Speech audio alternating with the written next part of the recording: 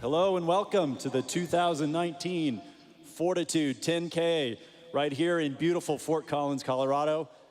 We are excited. We got about 6,000 runners that are lined up here for this citizen race and just a few minutes away from the start of what's going to be another fantastic FORTitude 10K.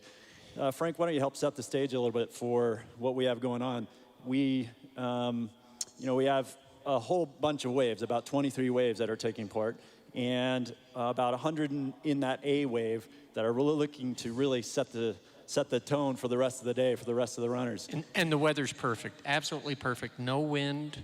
It's about 65 degrees, I would guess. So in terms of this race versus the elite race, later on, they actually have it a little better, and we're going to be able to track them over the 6 miles. Around Fort Collins, it really is a view of the city, and for all these runners who even come up from altitude, it's flat. Well, and so they on that note, it's a pretty fast, flat course, careening through the entire beautiful Fort Collins and then finishing here at Sonny Lubeck Canvas Stadium. You know, what's something that stands out for you about this course as these runners just went off and the gun went off? Well, the runners who are from altitude understand that you have to go out easily. You can't go right from the front. And we'll see, actually, one of the, I think it's one of the women runners is out in the middle of that pack. So once we get numbers, we have everybody here, they'll settle in. The thing about this course, though, even though it's flat, there are a lot of turns in it. And so you really have to be a runner who, as we say, runs the tangents, who really can take the shortest line. In marathons, they have an advantage because they actually have a line in the marathon that you can run with that is the shortest course. But here they sort of have to gauge it for themselves. And they're running west on Elizabeth. Now they've turned south. And person in front, number 73. Frank, how important do you think it is to really know a course, to really have it in your head, you know where you want to make your moves, where you want to gauge that effort level for a 10K at altitude? Is that something that's significantly important or maybe not so much? Well, this is Eric Hammer from Fort Collins, 22 years old, out front, and he's decided he's going to go out, and you can bet he has run this course many, many times, because the nice thing about this course, even when we were driving it in rehearsal yesterday, it's an easy flow. There isn't a lot of traffic. And so he knows the shortest route. He's heading south now, and pretty soon he's just going to make a right-hand turn, head west, and you wander through these neighborhoods in southwest Fort Collins for a little bit, and then head north towards City Park, run by City Park, and then head up to Mountain Avenue. And that's going to be really, I think, where we see the race is going to go. But this could be a one-person race here. And particularly if we get his splits from the truck and we know just what his pace is. But I'd almost be willing to bet now no one's coming up on him, and he's probably not going to fall back. Right, which is not unheard of and not unusual in a race like this. There's usually one individual that really comes in knowing that their training is at a really significant level, maybe just missed the bubble of getting invited to the elite race. Right. Has a great standard of recent performances coming in here at the end of the summer as they move into the fall. A lot of these athletes are training for fall marathons, but with someone like Eric, he might be really peaking for this time of year. We're not quite sure with our citizens runners, but right now he's already passed the 1 kilometer mark and has about a 10-second lead, which is significant for just over a half mile into the race. Right, he's running west on Springfield Drive for those of you who know Fort Collins. Pretty soon he's going to make a turn to the north, to the mile mark. No, he goes north for a little while, then heads west, and then hits the mile mark, heading north. And again, for people from Fort Collins, just south of Elizabeth Street. So once he gets to Elizabeth Street, if he were to turn right and run about 300 yards, he'd be back at the start. But what a wonderful, wonderful day to run. It couldn't be better. 60-some degrees, no wind. This, as you dream about this kind of race, this is a time trial. Now for him, it's just a question. And as you pointed out yesterday, and I think we should bring that up again in the elite field race, is this sense, especially at altitude, of what we call perceived effort. You want to speak to that a little bit? Well, sure. It's, these athletes that train at altitude, there's an element of really understanding and paying very close attention to how you feel, because your margin of error is much, much smaller than when racing at sea level. And so therefore, these athletes that actually train at altitude, they get much better at that and really understanding how they feel in their workouts. And therefore, that hopefully would translate to their race day and lead to less mistakes and less big moves and things that can really throw off your race. Because you can go into what's called oxygen debt, where you're not getting enough oxygen to really meet your needs. And you can only do that for about 3 minutes. And so you try to time it so that you get within 3 minutes of the finish, and then you can go into it. But the other thing, as you said, Alan, that once you go into oxygen debt in a race, it's much more difficult to come out of it. You have to slow down much more on a comparative basis. Yeah, and at sea level, you can mess with that a little bit. You can have moments where you're pressing and really getting a bit more oxygen debt, but then you can slow down and recover. At altitude, that's the trick. That's the part that you really can't do. And so therefore, you have to really walk that fine line the entire race and not go over too early. But now he can, at corners, he's not even looking back. So he's just running well within himself. And he'll take a little look. But the other thing about this course with all the turns, and we have to remember this on the elite race, it's not going to be a factor really, because everyone is kind of in view going off at different levels. But in this kind of open race, he's probably out of sight every once in a while. Very, very soon, the runners behind, when he goes around a corner and then finds the next corner, they're going to come around that corner and they won't see him. Well, and psychologically, that's right. Very hard. It 2 is. kilometer point. So Frank, maybe you could speak to the difference of if there were a pack and the dynamic they're in versus when an athlete is way out in front and they're really running on their own. Is that something that you as an athlete, you liked that element of being away and just could run your own race, or was it better for you to have that tight group packing? It was better to be out front for me, because I knew and I could gauge pretty much, especially if there were a lot of corners, I could look back and see where people were. And once you get to the, say, 5 mile point, you can turn around and look and kind of gauge what you think people are going to have to run. And you can do the math in your head. You can say, look, I think I can go along at 4:40 pace. I'm 10 seconds ahead. They're going to have to run 4:30 to catch me. Right. Yeah, it's interesting. And different athletes feed off of different dynamics. I was a bit more of a pack runner, and where I did better gauging off the other athletes, knowing that towards the end I had a better finishing kick, as it were. And so it's a different dynamic. And so it's interesting. We'll see that in the elite race as that here in a couple hours once we move into that phase, where it's a totally different element. And so we're going to really be able to see who steps up on that day. Now, I hope we can get a number for this runner who's now, it seems, in second place. Our truck has dropped back from the leader.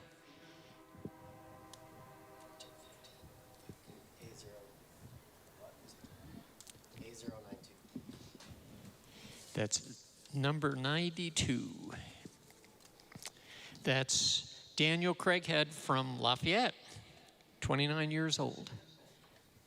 Heading north. And right now, I have to say something. This little park is very familiar to me. They're at about the 1.5 mile point. They're going to pass a street called Broadview. And my daughter went undergrad and to the vet school here at CSU, and she lived in a house that once they go by Broadview here is 100 feet from the race course.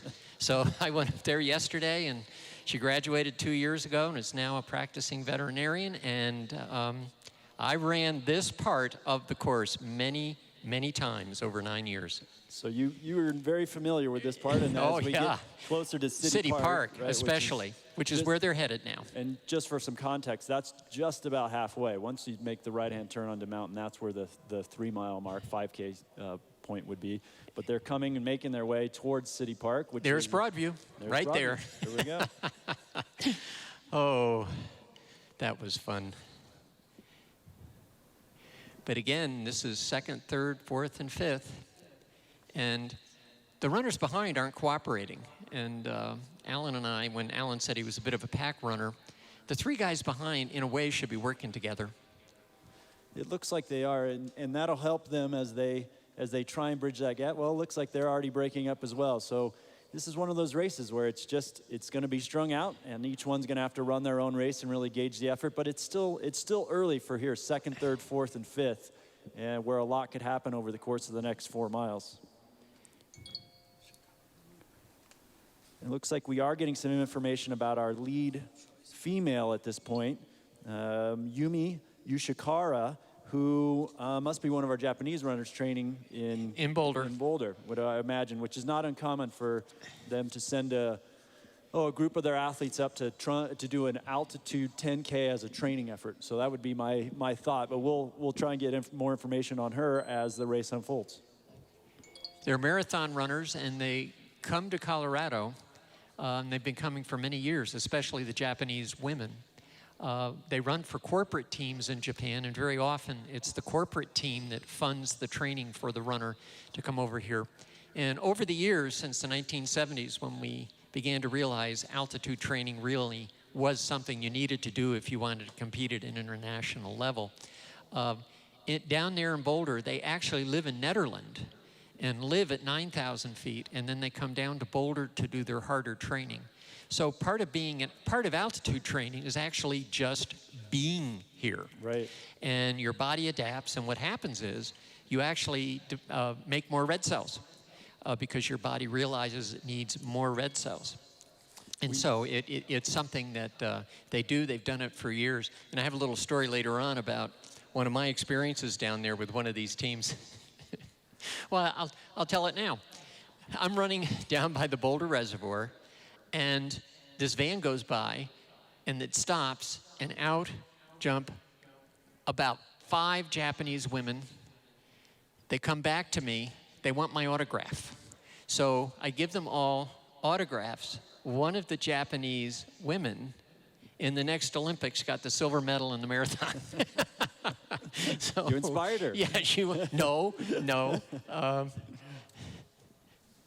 Well, and just a little bit more information on our lead female. She went through the mile in 5:44, and we'll be looking for her second mile split. On the guys' side, Eric Hammer, first mile 4:51, second mile 4:47. He's an All-American cross-country runner back in 2018 for CSU.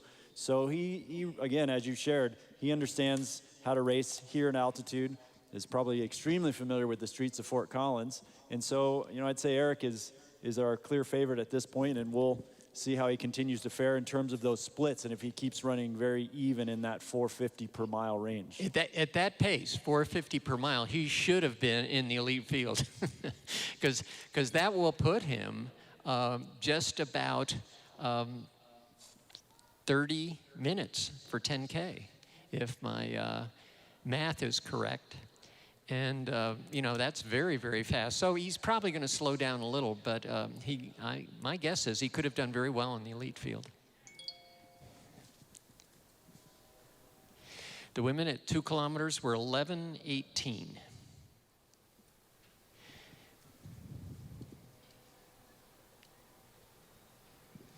Well, I do think the factor later today will be the weather. It's wonderful right now for these athletes, but it's, as we've seen on the forecast, it's going to warm up pretty dramatically. And so we'll see here at 10 o'clock when the pro chase race goes off of how 80-some degrees affects that pacing. So that will be a dynamic worth watching. It's going to be a lot tougher for the elite field.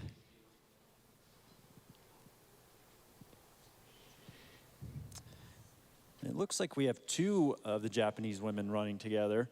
From reports we're getting from the field, this is the interesting dynamic of working with cameras and sun angles and trying to get information as it's coming in. It's a little bit of a guessing game at times, that we're really trying to get as much information as we can from the press vehicle and from other spotters out on the course.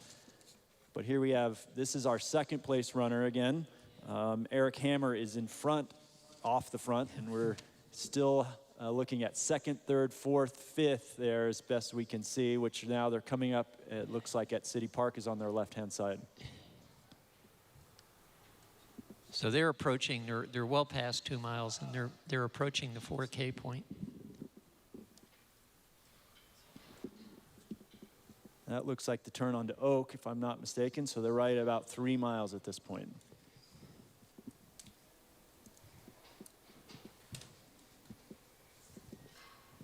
I think this is a good opportunity, Frank, to thank all of our volunteers.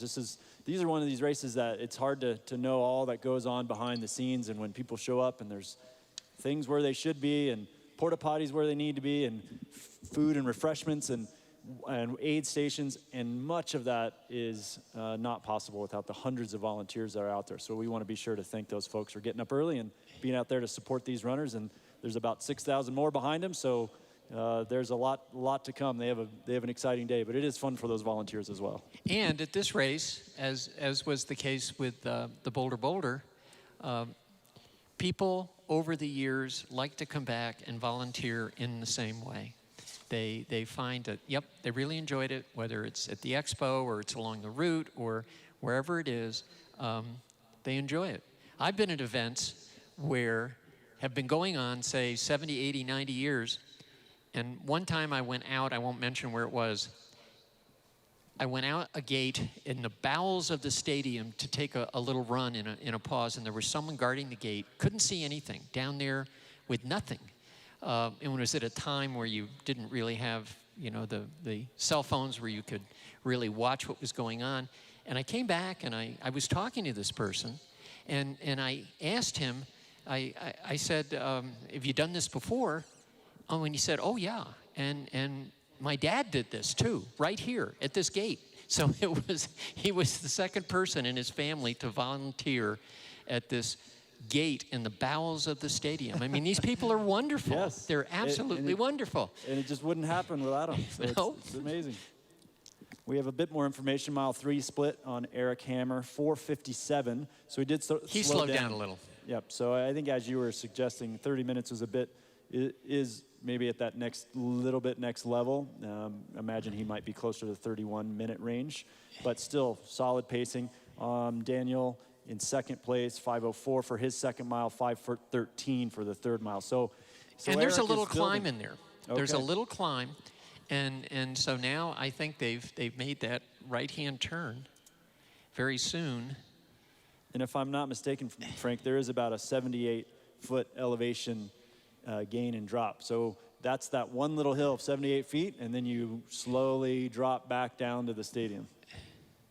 And now you can see they're on Mountain Street, which coming up on what is known as the Titan Mile, which is one of our great sponsors that it's the race within the race for the citizens. So there's a 1 mile section along Mountain, the most shaded, slightly downhill, if not flat, section where there's a section that they're going to be timed, and the citizens race are going to be able to showcase, all right, even within the larger race, how did my 1 mile within that race compare to all my competitors? And Titan Solutions is a company that works for safety, and basically in the kind of outdoor service areas, whether it's in a field or and they provide solutions and safety and ways to most efficiently deal with the impact of those events out in the field.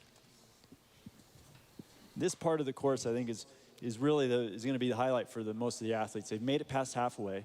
They've made it onto Mountain Street, which, as you can see, it just has a nice feel to it. And there's something about that. When you have a bit of a buffer around you and not felt totally exposed, you really feel like you can just hone in on your effort level and not get overwhelmed by the conditions around you. So this is a great section where the athletes can open up a little bit and see how they feel as they move into those last 2 miles. And it's in the shade, which is going to be very important in the elite field.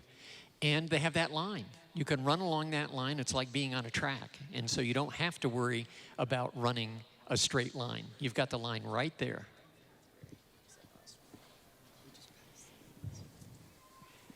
And he's at 3.5, probably coming up on 4 miles pretty soon. So on the women's side, Yumi Yoshikara, 5:43 for that third mile. So again, that was that little bit of a climb. So she was 5:35 for the second mile, 5:43 for the third mile. So still holding right in that 5:35, 5:45 range.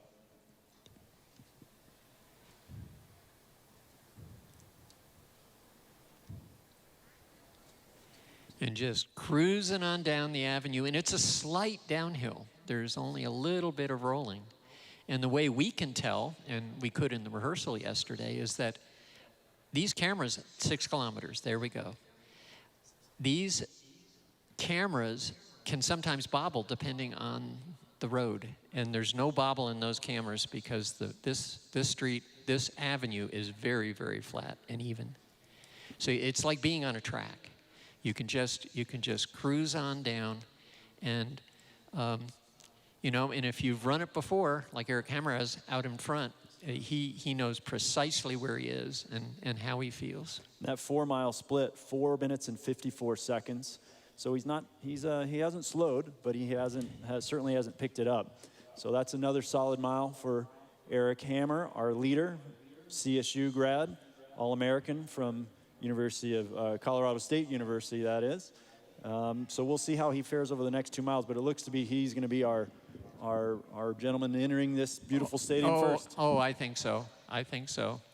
Come right through that tunnel onto Sonny Lubick Field, finish, and there's nothing better. And then, and what I love about these races is that when the 5,000 people get done, you have to understand, at these races, usually they bring at least 2 people with them.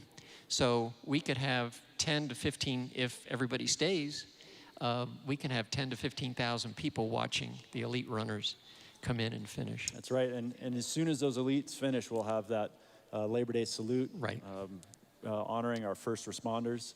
Also have skydivers. It's going to be an unbelievable celebration here on Labor Day, so we don't have to work. So why don't we celebrate a little bit? And a connection on our broadcast team. Erin Cronin, who is out there, spent 10 years as a first responder, and she's out there on a Jeep, I think, back with the first women right now, and she'll be out there on the course again, and she provides us with pretty much all the information and background that we get. So I think it's very appropriate that a first responder be out there working on Labor Day, and she's going to be honored today too. There's a nice shot now again of our leader, Eric Hammer, just past that 7K mark.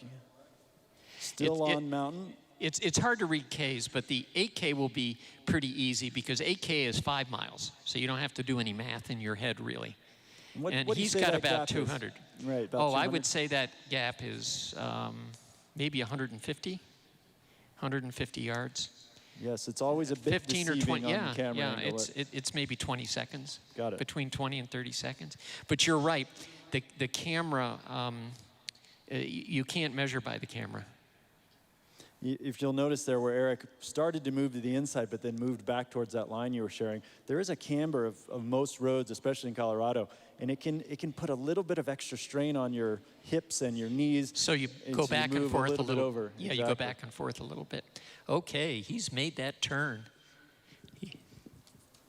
Now, this is a bit of a milestone. I know once you make that right-hand turn onto Howell Street, you start to feel, okay, I'm getting closer to that stadium. And the beautiful thing is they're going to be able to see the stadium and see the actual gigantic video board from a good half-mile away, which will give them another bit of incentive as they're making their way down that last stretch on Meridian Avenue. But I think the way I always term it is, I think he's home free here. He's just going along. He's not slowing down. We'll see what his 5-mile split is. And if it's anywhere near just 5 minutes, I think he's home free. Well, going back to that Titan mile, which is basically 4.3 miles to 3.3 to 4.3. Yeah. He ran that in 4:55, so right in that same zone. He's holding very well, very, very fit. So I hope he has some competitions this fall to run him, because I would think that's pretty close to as well as he's ever run, even in his university hometown. And that pack behind him, that includes Evan Schwartz, they're running about a 5:15 per mile pace. So he has a good 20-second gap, which would line up with what you had shared. So that's a comfortable lead at this point. And I wouldn't be surprised when he makes a right-hand turn down here just past mile 5. We'll get the mile 5 split here pretty soon. He'll maybe take a little peek to his right and look over his shoulder and see if there's anyone there.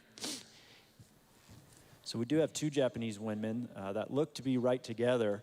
Yumi Yoshikari and Seika Ogata, they are running about a 5:40 for that 4th mile. So again, holding really, really steady, really consistent, which is the way to do it here at altitude. You have to be steady. You can't have any big moves. Even on that slightly downhill Titan mile, you want to make sure you're still running steady in that section. So he's just past 5 miles, right there. Went across the pad. See, 8K is just a little bit short of 5 miles. He's tightening up a little bit, but he still looks good. And again, he's got a slight downhill, so he doesn't have to fight it. And when you're running downhill, as the cross-country coaches will tell you, you maybe stand up a little straighter, hold your arms a little higher, and let that gravity help you just a little bit going down the hill. He's going to make this right-hand turn heading back west onto Laurel Street. I really feel like the psychological piece is when you make that final left onto Meridian and at the 9K mark. And that's when it's great. You know you're about home.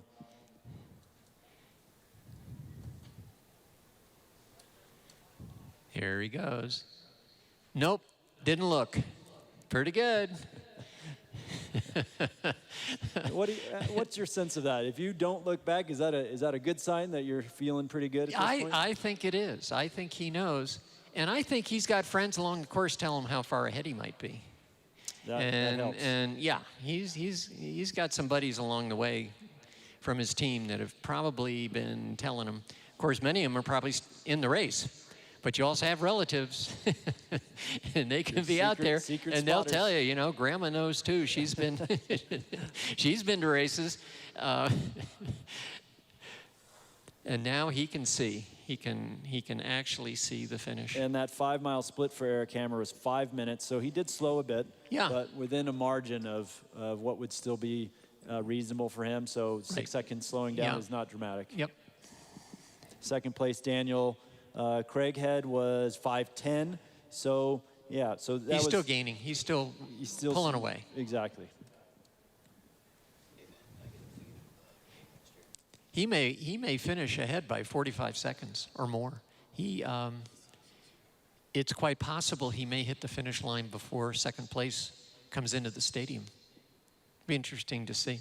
It looks like we have the two Japanese women that have over a minute lead back to the 3rd place female in Jessica Broderick. So she's in 3rd with our two Japanese runners. It'll be curious to see if the Japanese runners were working together or now as they move into the final K, if they start to then race each other. Oh, they probably are training mates, probably on the same team. And I may recognize them because I've seen them around. Good team, very good team. And unlike marathon runners in my time, they really do a lot of cross training. They do a lot of core strength training. So I've seen them in gyms, and so they really train together. And the other thing, if just for my own personal satisfaction, I'm willing to guess that they will finish this race today and make it part of a training day. And they will most likely go out and do another training session this afternoon. We've done that, athletes have done that forever, and in this kind of race, they view this as a way to do their own kind of time trial at altitude amongst other people. I'm willing to bet that they're gonna run again this afternoon and may do something pretty hard. Yeah, that would not be uncommon, especially with the Japanese athletes. Yes. With a culture of marathon running as the most significant event in their home country. Where high volumes of running and running 2 or even 3 times a day, if you can imagine that, folks. That is not out of the realm of possibility with these types of athletes. Right, and in Japan, their women marathon runners are held in very high esteem. They really are. They're sports stars. Right. In Japan. And with significant endorsement dollars behind it. Yes. There's these corporate challenges and things like that take place that are very, very competitive, and they take these things very seriously. Eric Hammer making his way towards that stadium. He has it in sight. We have him in sight. So he's just a couple of minutes away from coming into this stadium, and he's going to put together what would be a blowout, essentially, absolutely. From the start. Absolutely. And very soon, we're going to see the 6 mile point, and he'll make a quick left-hand turn and a quick right-hand turn, and we're going to see him come through the tunnel.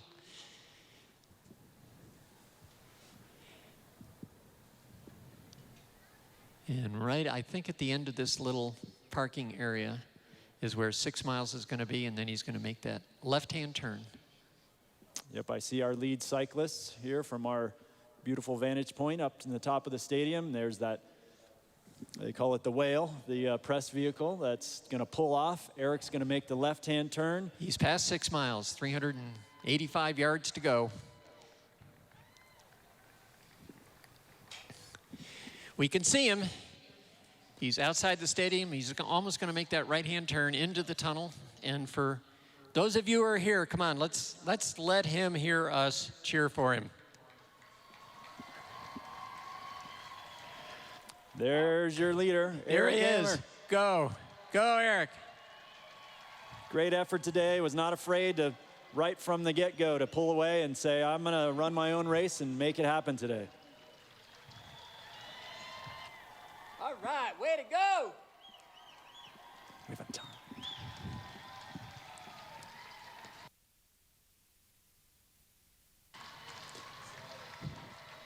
Your 2019 FORTitude Citizens Race champion, Eric Hammer from Fort Collins, Colorado. All right, we'll get a time as soon as we can, and no one is in the stadium yet. I'm not sure anyone's at 6 miles yet.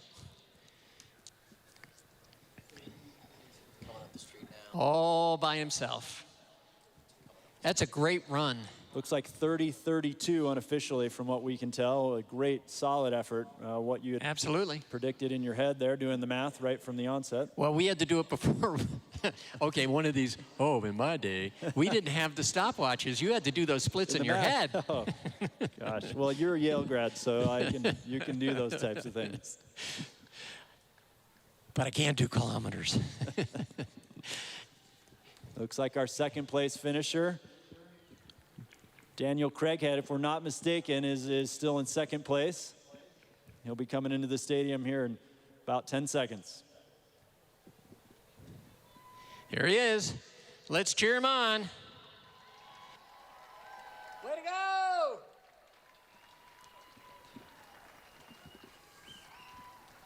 Way to go! That's pretty good noise for as few people as we got in here right now. Way to cheer, everybody. All right.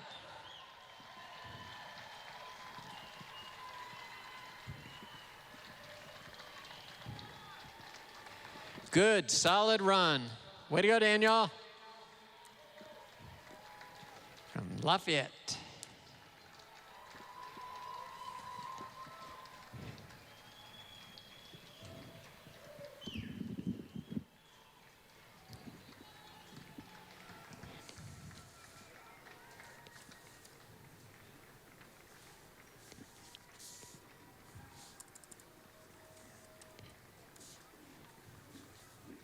I think that was Alex Morrow from Fort Collins in third place.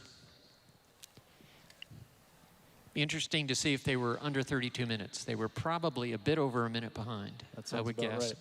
We'll be keeping out for our top female athletes. Again, the two Japanese runners that were running together for the majority of the race, and we'll get eyes on them here shortly as they get to that 6 mile mark, and we'll see if they've stayed together or if it's broken apart. Okay. Here's a race at the finish. This is for 4th and 5th place, folks. Paul Peterson from Fort Collins.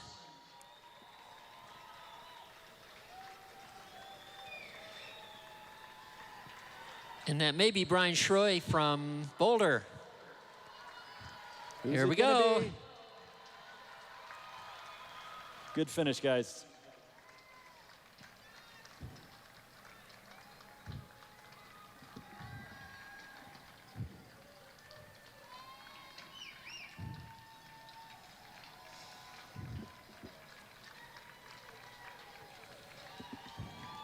Now the pack is starting to finish.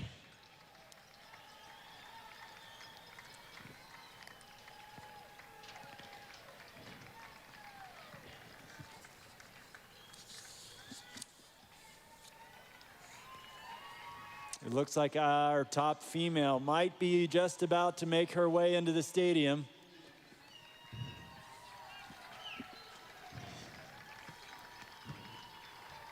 Yumi Yoshikawa was our early leader. We'll see if that's still our female champion.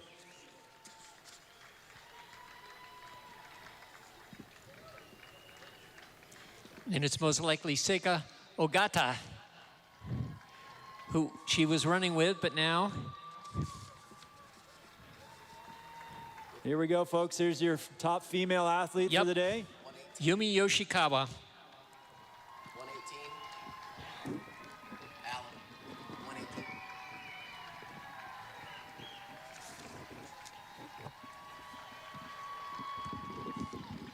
Great run for her today. Very solid effort throughout the entire race, very consistent pacing. Great job.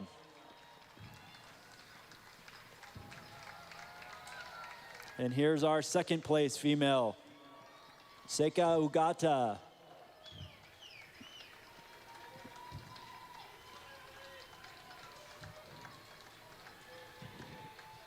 Here she goes. All right, great run.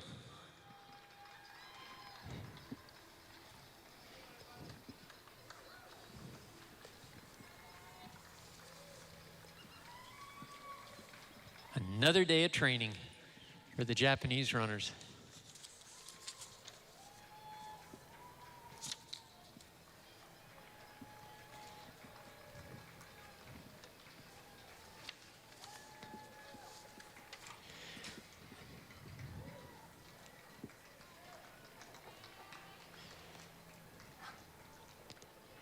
Ryan Birch from Greenwich, New York. Oh, 65. It's Matthew Drake from Fort Collins. Good finish here, folks.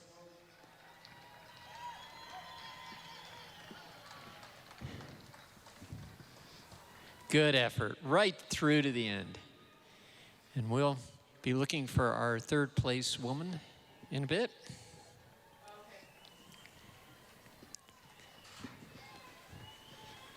I think we have her on the back stretch coming into the last turn. As soon as we get a number. That might be Bryn Morales, if I'm not mistaken.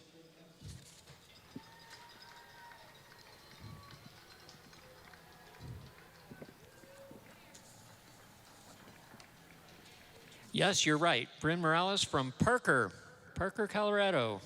Great job, Bryn.